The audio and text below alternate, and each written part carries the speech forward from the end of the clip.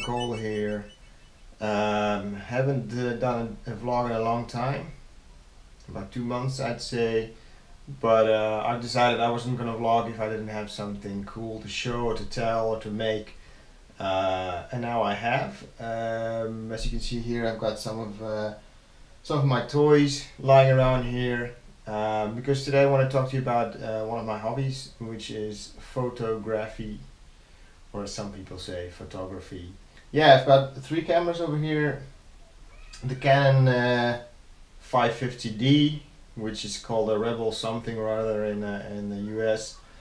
My trusted Fuji X100S, and also the Canon 81 for my analog photography. And I'll get to these cameras in future vlogs, but today I just wanted to talk about my first camera that I got.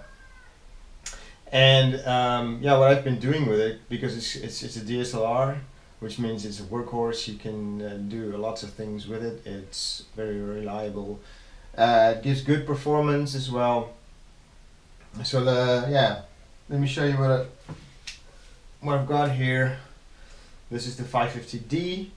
Didn't get a kit lens with this. I was lucky enough to get this secondhand with a Sigma 28 to 300 millimeter lens on it. It performs pretty well, especially when it's light. It doesn't perform that well in low light.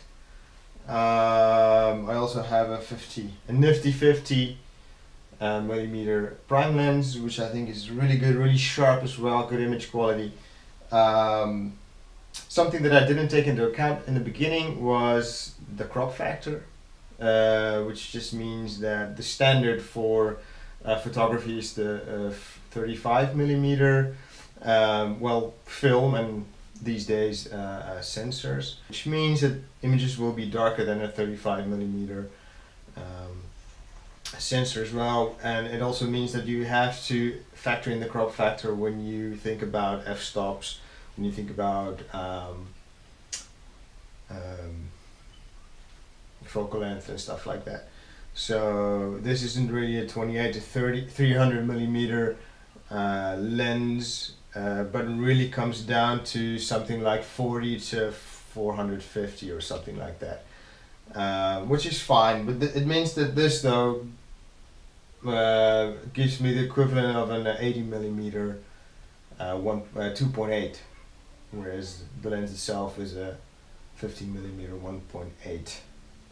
So that's something I had to get used to. I didn't know that at first when I started out, and I discovered that what I like about photography is street photography, which this camera, you can do street photography with this, but people are going to notice this Canon, literally Canon.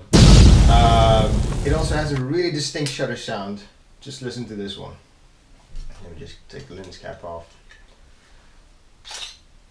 That's quite loud. It's louder than most Canon cameras. I don't know why this one sounds the way it does, but that's the distinct 550D sound.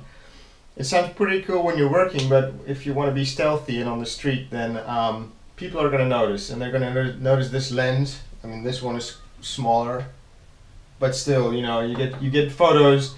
You take a photo and then you need to adjust something, and then by the time you get back, you want to frame your shot. The people who were in it have left because they've seen you. So a camera such as the X100S is more suited for street photography.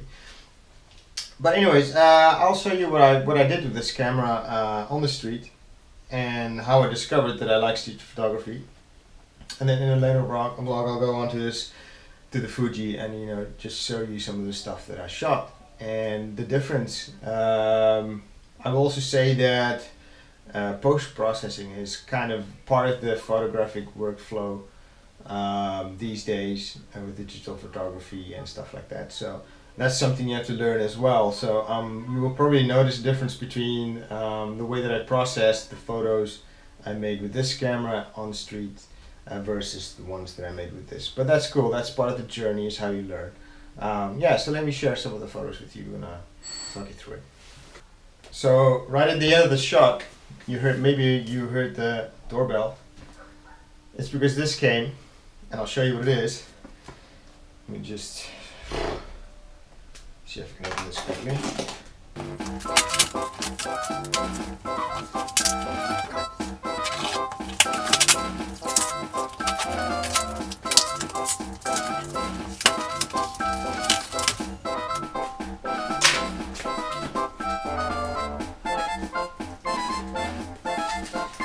This.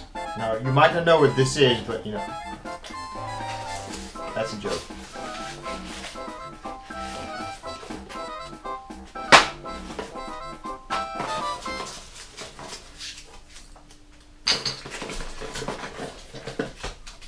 This is good for the environment, by the way. Ah,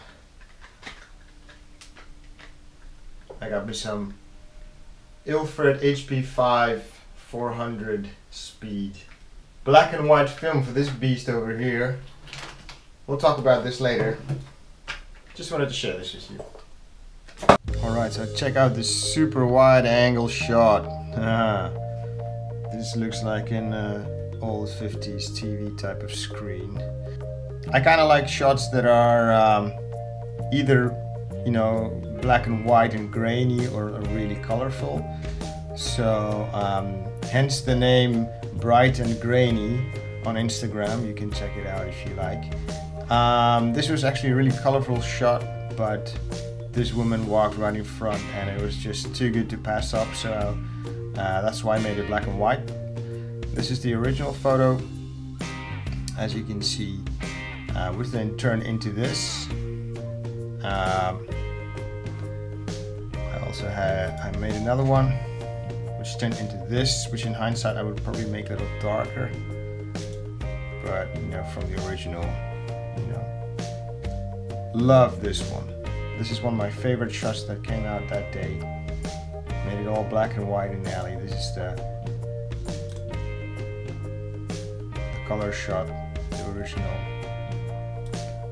I was really happy with how this turned out, and the same with this one. Just all the lines and the shadows and stuff is really cool.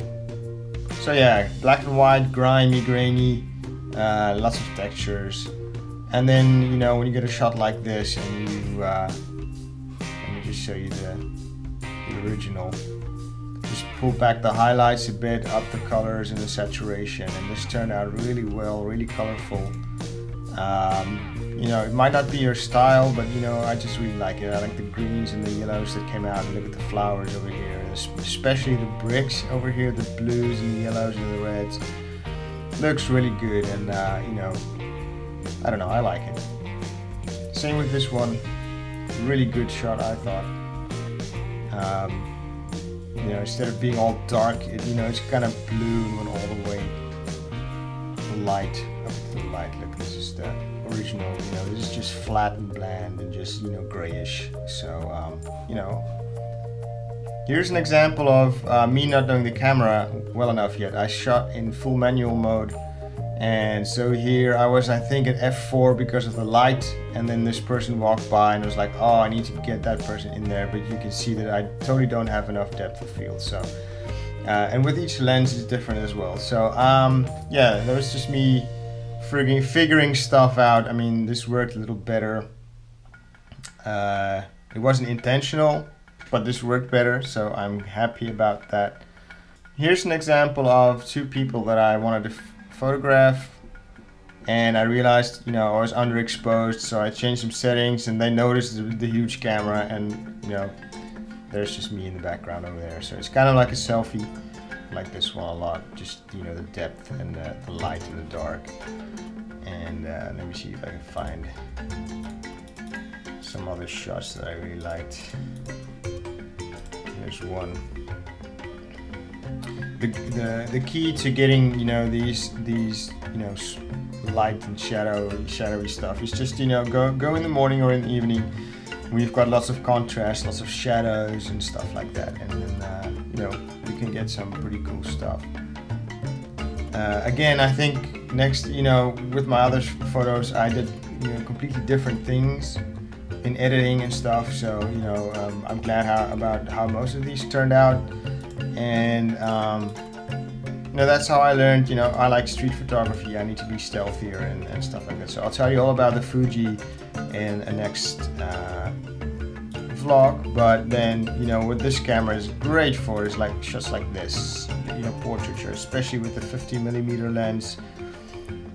These were made of my aunts and uncle that came over from South Africa, and you know, I was really happy to get the chance to put them, you know, to photograph them, because I don't know when I will see them again. And it was really awesome to, you know, get some good shots of them. Let me see if I can find some other shots, you know, like this one. Super grainy, but just, you know, just capture some of the character of the photo here as well, with the flowers and stuff. So yeah, I'm pretty happy. It's just, you know, you need to know when to use which camera, which lens, and you know, to get the best out of it. And you know, I was pretty happy with this. So yeah, I hope you enjoyed that. This was kind of a tryout, but I might share some more of my photography and the stuff that I do in the future. Yeah, so let me know if you like something, if you have any tips, if you have any suggestions. I'd like to hear from you. And until next time.